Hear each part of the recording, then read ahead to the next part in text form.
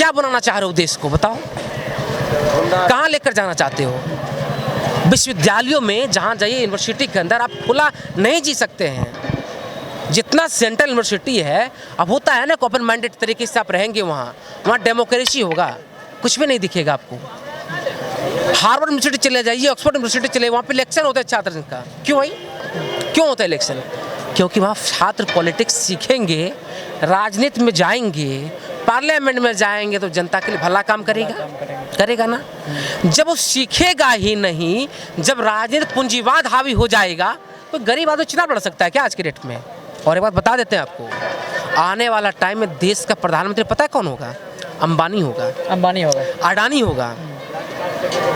देश का prime minister इसलिए होगा क्योंकि पूंजीवाद हावी हो गया है।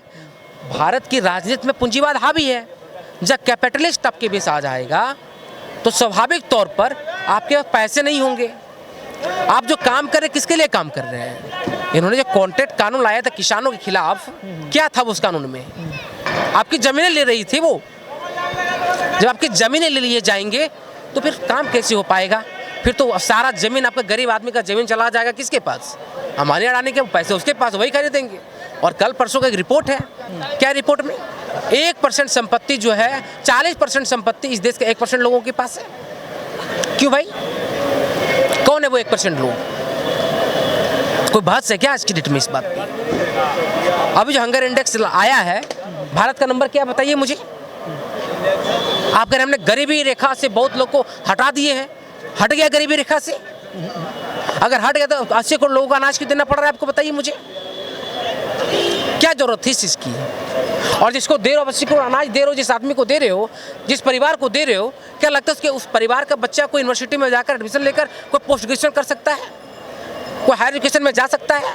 क्यों नहीं जा सकता है? सवाल है ना कि मैं गवर्नमेंट में जाएगा, एग्जाम निकालेगा, पास करेगा, फिर पढ़ेगा? नहीं, 40,000 को फीस देने पड़ेंगे। वो तो फीस हो गया आपका, ट्यूशन फीस नॉर्मल पीजी का आपको देना पड़ेगा। हॉस्टल मिलेगा तो हॉस्टल में रहना होगा, बाहर में अगर रहते तो बाहर में देना पड़ेगा आपको। जब आप इस तरीके की बात करेंगे फिर कैसा बिहार बनाएंगे, कैसा देश बनाएंगे आप? तो कहीं ना कहीं केजरीवाल के साथ बहुत गलत हुआ, ऐसा नहीं होना चाहिए था। ये केजरीवाल के साथ गलत नहीं हुआ है, हर एक विपक्ष के साथ, हर विपक्ष के साथ ये चीज़ हो रहा है। और विपक्ष नहीं रहेगा, विपक्ष विहीन सरकार पता है क्या होता है? तानाशाह होता है। और तानाशाह की स्थिति क्या होता है? कहीं ना कहीं वो सारा विपक्ष को खत्म कर देना चाहते हैं। सोचते हैं क्या कि विपक्ष रहे ही ना तो उनको सीट जीतने में आसानी होगा, ऐसा कुछ। हम कह रहे हैं, अरे देखते नहीं आप लोग, उधर कैमरा चल रहा है, इधर देख रहे हैं। हाँ, क्या सवाल था? कि जिस तरह से सारा विपक्ष को खत्म कर दिया जा रहा है, क्या लगता है कि एक मोदी जी 400 पार के नारा लगाते रहते हैं, हर समय खुद बोलते हैं वो, कहीं ना कहीं ये विपक्ष को खत्म करके इतना ही बोलते हैं कि विपक्ष ही ना बचेगा, 400 पार तो ऐसे भी हो जाएंगे। मुझे याद है राजीव गांधी का चुनाव। राजीव गांधी कभी नारा लगाया था 400 पार? नहीं लगा। पता कितना सीट आया था उनको? 404 सीटें आई थी। कितना आया था? 404। अकेली, गठबंधन नहीं थी। 404 सीटें आई थी। नारा नहीं लगाया था उन्होंने। क्यों? डेमोक्रेसी भरोसा था, लोकतंत्र पे भरोसा था। आपको लोकतंत्र भरोसा नहीं है। उन्हें कहना पड़ रहा है कि मुझे कहना पड़ा 400 पार, 400 पार। लेकिन जब मुझे समझ में आया, जब मैंने सोचा, चिंतन मनन किया इसमें, तो इसका उत्तर निकल कर आया। अब की बार जो 400 पार की बात उन्होंने कहा, मतलब अब की बार जो है पेट्रोल का दाम 400 पार होगा, अब की बार डीजल का दाम 400 पार होगा, और अब की बार तमाम जो देख रहे हैं हर महंगाई का 400 पार किया जाएगा। आप करेंगे क्या? आपके जो इनकम है वो 400 पार नहीं होगा, 4 गुना वो नहीं बढ़ेगा, लेकिन आप जो परचेज करेंगे वो बढ़ जाएगा। स्वाभाविक तौर पे जब पेट्रोल का दाम अगर 400 पार होगा तो आपका हर चीज़ महंगा हो जाएगा। डीजल का दाम अगर 400 पार होगा तो हर चीज़ महंगा हो जाएगा। और आप देख रहे हैं कितनी व्यस्तता है विद्यार्थियों में, कितना बिजी है। सीधा फोकस है, सीधा फोकस, सोचना नहीं है कि कहीं कुछ हो रहा है। दिक्कत क्या है? कहाँ दिक्कत है? विश्वविद्यालय में नहीं जा रहे हैं, चिल्ला रहे हैं लोग, अब की बार मोदी सरकार, मोदी सरकार। अरे भाई, तुम्हारा जीवन बचेगा नहीं बचेगा, तुमको एजुकेशन मिलेगा नहीं मिलेगा, क्यों नहीं सोच रहे हो तुम इसके बारे में? अरे सरकारें आती है, जाती है, पार्टियां बनती है, बिगड़ती है। ये अटल जी ने कहा था इस बात को। क्या हो रहा है देश में, कहां जा रहा है देश, और कहां जा रहा है देश इन विद्यार्थियों से? जो बच्चे अभी आ जा रहे हैं, इनको कैमरा नहीं दिख रहा है, कैमरा नहीं दिख रहा। आप इससे अंदाजा लगा सकते, क्योंकि व्यस्त है, फोकस है, भाई जल्दी पहुंचना है, जल्दी पहुंचना है। अस्थिर नहीं है। अस्थिर क्यों नहीं है? क्योंकि सरकार हमारी अस्थिर नहीं है और वो अस्थिर नहीं रखना चाहती है। इस वजह से ये समस्या है, और इन समस्या पे बात करना पड़ेगा। और हमारा एकमात्र बात हम बार बार कहते हैं लोगों को, भाई कुछ भी दिक्कत हो, कुछ भी समस्या हो, आधा पेट अगर खाना पड़े ना, आधा पेट ही खाना, विश्वविद्यालय में जरूर जाना। जब विश्वविद्यालय में नहीं जाओगे, तुम्हारा नैरेटिव वही सेट किया जाता है। यूनिवर्सिटियों में नैरेटिव सेट होता है, मुद्दे वही तय होते हैं। तो विश्वविद्यालय क्यों नहीं जाना चाहते हो? आज नहीं जा पा रहे विश्वविद्यालय के अंदर बच्चे, सीट खाली पड़ जाता है। 45 अगर सीट है विश्वविद्यालय के अंदर, तो उसे कट जा रहा है, 20 विद्यार्थी एडमिशन लेते हैं। कौन बात करेगा इस पे? मजदूरों की स्थिति पता है क्या है? मजदूरों की स्थिति इस देश के अंदर क्या हो गया है? कौन बात करता है? जो कंपनी में जो मजदूर हमारा काम करता है, 12 घंटा ड्यूटी लेता है, उससे कितना 12 घंटा। अब पता है उसकी मजदूरी कितनी मिलती है? 10,000, 12,000। क्यों भाई? क्योंकि मजदूर हमारा पढ़ा लिखा नहीं है। जब ये पढ़ लिख जाएगा, जब समझ जाएगा बातों को, तब आवाज उठाना सीख जाएगा कि भाई हमारा ड्यूटी कितना घंटे का? 8 घंटे का हो। 1 मिनट तुम ज्यादा काम करवाए तो तुम सोच लो। सबसे पहले उन्होंने वही काम किया।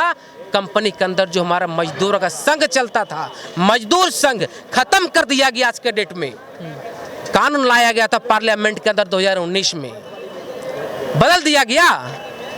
जहां सेव करना था मजदूरों का अधिकार का, उसे खत्म कर दिया गया। सवाल था किसानों का। परेशान है हमारे किसान। जाकर देखिए गांव में क्या स्थिति किसानों के साथ आज की डेट में हो रहा है, क्या स्थिति हो रहा है। जब आप ये बात बोले, कहेगा क्या भाजपा सरकार में हो रहा है?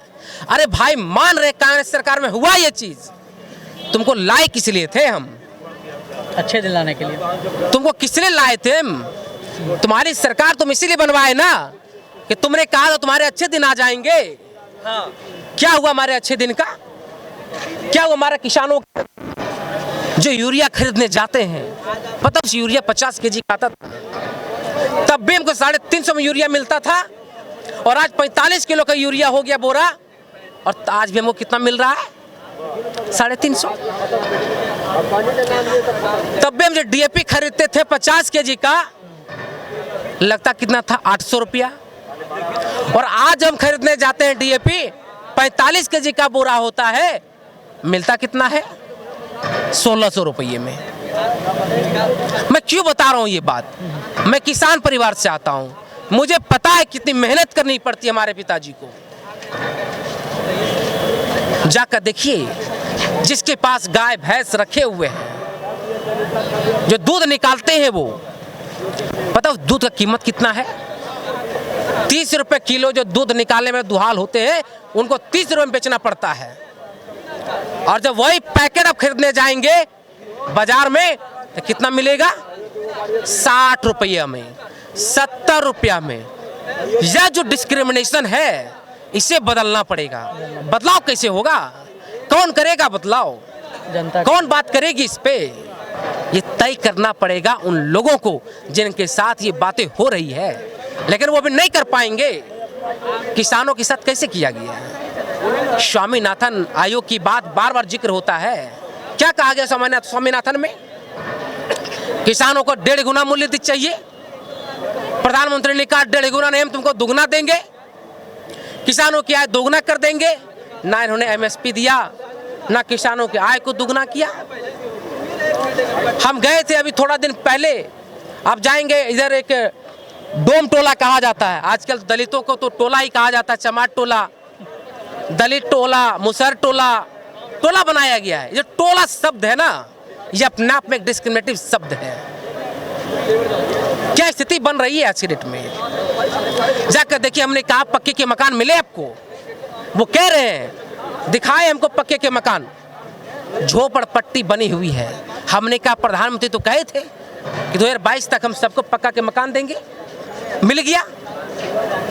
कौन बात करेगा इस पे आज के डेट में? उन किसानों के बेटा के साथ कैसे सौतेला व्यवहार किया जा रहा है। अग्निवीर लाया गया, क्या होगा अग्निवीर का? 4 साल नौकरी करने के बाद फिर कहां जाएगा वो? बोल रहे हैं 25 लाख उसको इनकम हो जाएगा। अरे 25 लाख इनकम होगा, खर्च नहीं होगा। नौकरी करके आएगा, क्या आपको लगता है समाज जीने देगा उसको? इनको चंदा पाकिस्तान से मिलता है। जब पाकिस्तान से चंदा तुमको मिल रहा है, हमारा सेना के साथ तुम और हमारा सिक्योरिटी के साथ तुम धोखाधड़ी तुम नहीं कर रहे हो। ये खिलाफ नहीं है। कौन बात करेगा इस पे? जब आप इससे बात करेंगे आप देशद्रोही कहलाएंगे।